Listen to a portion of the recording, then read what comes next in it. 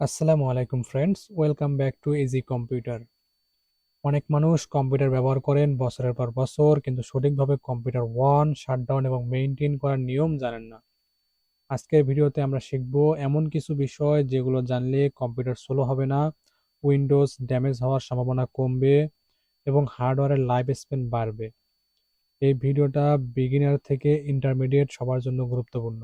চলুন শুরু করি। আজকের ভিডিওটা আমি যা যা শেখাবো এখানে কয়েকটা পার্ট আকারে আমি রেখে দিয়েছি, এগুলো আমরা আজকে শিখবো। প্রথম পার্ট হচ্ছে computer start up process. Computer আসলে স্টার্ট হয় কিভাবে। আমরা যখন কম্পিউটারের পাওয়ার বাটন চাপি, অর্থাৎ সিপিইউ এর পাওয়ার বাটন চাপি, তখন আমাদের যে পাওয়ার সাপ্লাই আছে, সেই পাওয়ার সাপ্লাইটা আমাদের এটা কি করে, পাওয়ার সাপ্লাইটা বিদ্যুৎ নেয়। এই বিদ্যুৎ দেওয়ার পরে বিআইওএস আছে, এই বিআইওএস চেক করে হার্ডওয়্যারটা ঠিক আছে কিনা।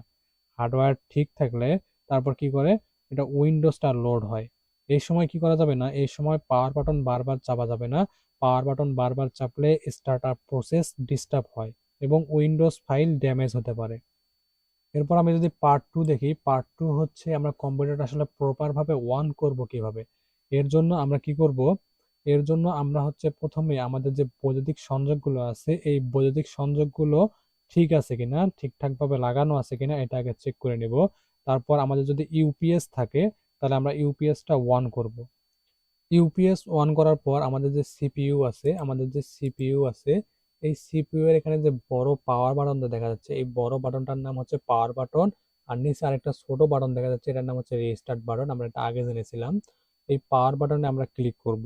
এই পাওয়ার বাটনে একবার চাপলে আমাদের কম্পিউটারটা নিজে নিজে লোড হতে শুরু করবে। আর একটা জিনিস খেয়াল রাখতে হবে, এই পাওয়ার বাটন বারবার চাপা যাবে না। পাওয়ার বাটন বারবার চাপলে আমাদের, তো ওই যে বললাম প্রথমেই, পাওয়ার বাটন বারবার চাপলে আমাদের একটা প্রসেসটা নষ্ট হয়ে যায়। আর মনিটর আলাদাভাবে অফ রাখা যাবে না।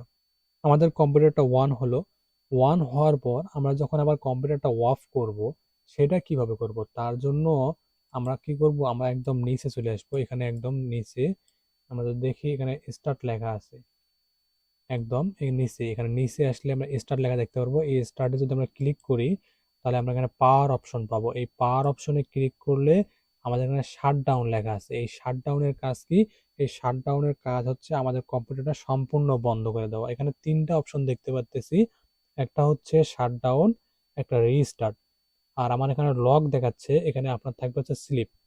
এই স্লিপের কাজ কি, এই স্লিপের কাজ হচ্ছে অল্প সময়ের জন্য বিরতি।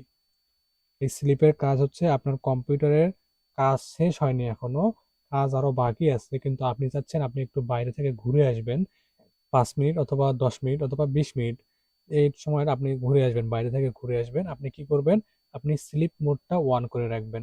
তাহলে আপনার কম্পিউটারটা অফ হবে, কিন্তু ভিতরে সবকিছু ঠিক থাকবে, অর্থাৎ ভিতরের কাজ ওই রকমই থাকবে। আপনি আবার যদি আসেন, ফিরে আসার পরে আপনার মাউসের কোনো এক জায়গায় ক্লিক করলে অথবা কিবোর্ডের কোনো এক জায়গায় ক্লিক করলে আপনার কম্পিউটার যেরকম রেখে গিয়েছেন ওই রকমই থাকবে। আর আপনি যদি এখানে শাটডাউন করেন, শাটডাউন করলে আপনার কম্পিউটার সকল ফাইল অর্থাৎ সকল কাজকর্ম বন্ধ করে একদম সে বন্ধ হয়ে যাবে। আর স্লিপ কি করবে, সকল কাজকাম বন্ধ করবে, অর্থাৎ স্লিপ একদম ঘুমিয়ে পড়বে আর কি। এখানে আরেকটা অপশন দেখতে পাচ্ছি, সেটা হচ্ছে রিস্টার্ট। এই রিস্টার্টের কাজ হচ্ছে আপনার কম্পিউটারটা ওয়ান অন আছে না, এই রিস্টার্টে আপনি যদি ক্লিক করি, এই রিস্টার্টে ক্লিক করলে আপনার কম্পিউটারটা অফ হবে, অফ হয়ে আবার অটোমেটিক ভাবে এটা ওয়ান হবে। তাহলে আমরা প্রথম পার্টে দেখলাম হচ্ছে কম্পিউটারটা স্টার্ট আপ যে প্রসেস আছে, এই প্রসেসটা কিভাবে কাজ করে। এরপর আমরা কম্পিউটার প্রপার ভাবে ওয়ান করব কিভাবে। এরপর আমরা শিখলাম শাটডাউন, স্লিপ এবং রিস্টার্টের মধ্যে পার্থক্য কি। এরপর আমরা যদি আসি পার্ট ফোরে, ফোর্স শাটডাউন কি, ফোর্স শাটডাউন কখন করবেন এবং কখন করবেন না। ফোর্স শাটডাউনটা আসলে কি, ফোর্স শাটডাউনটা হচ্ছে কম্পিউটার যে সিপিইউ এর পাওয়ার বাটনটা আছে, এই পাওয়ার বাটনটা চেপে ধরে কম্পিউটারটা অফ করার নামে হচ্ছে ফোর্স শাটডাউন। এটা আমরা কখন করব এবং কখন করব না।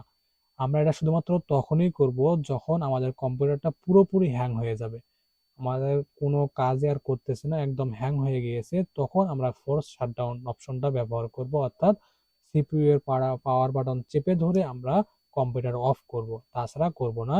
আর একটা জিনিস খেয়াল রাখতে হবে, আমাদের কম্পিউটারটা আপডেট চলতেছে অথবা ফাইল কপি হচ্ছে, এমন তো অবস্থায় আমরা ফোর্স শাটডাউন কখনোই করব না এবং বন্ধও করব না, কম্পিউটার অফও করা যাবে না। তাহলে আমাদের উইন্ডোজ ক্রাফট হওয়ার সম্ভাবনা আছে। এরপর পার্ট 5 হচ্ছে পাওয়ার কাট এবং ডাটা প্রোটেকশন। বিদ্যুৎ চলে গেলে সবচেয়ে বড় সমস্যা হলো ডাটা লস। এই জন্য এই লস যেন না হয় তার জন্য আমাদের অবশ্যই ইউপিএস ব্যবহার করতে হবে। ইউপিএস ব্যবহার করলে এই ডাটা লস হওয়ার ঝুঁকিটা থাকে না। অর্থাৎ আপনার যদি ইউপিএস থাকে তাহলে কম্পিউটারটা মানে বিদ্যুৎ চলে যাওয়ার পরেও আপনার 10 মিনিট 20 মিনিট আপনার কম্পিউটারটা অন থাকবে, তখন আপনি আপনার কাজটা, আপনার ইম্পর্টেন্ট যে ফাইলটা এটা সেভ করতে পারবেন। আর একটা জিনিস হচ্ছে, আমি যদি অটো সেভ ব্যবহার করি, অটো সেভ অপশনটা যদি ব্যবহার করি তাহলে আমার এটা 5 মিনিট পর পর বা 10 মিনিট পর পর আপনি যে টাইমটা সিলেক্ট করে রাখবেন এই কয়েক মিনিট পর পর এটা কি হবে, অটোমেটিকভাবে সেভ হবে। পার্ট 6 হচ্ছে আমাদের হচ্ছে ডেইলি মেইনটেইন হ্যাবিটস। কম্পিউটার ভালো রাখার জন্য আমাদের ডেইলি কিছু অভ্যাস দরকার। সেই অভ্যাসগুলো হচ্ছে অবশ্যই আমাদের কাজ শেষে কম্পিউটারটা শাটডাউন দিয়ে দিতে হবে। তারপরে অপ্রয়োজনীয় সফটওয়্যার বন্ধ, সপ্তাহে একদিন রিস্টার্ট এবং আপডেট ইগনোর না করা। অর্থাৎ কি, কাজ শেষ হয়েছে, আমার কাজ শেষ, এখন আমি কম্পিউটারটা শাটডাউন দিয়ে বন্ধ করে রেখে দেবো।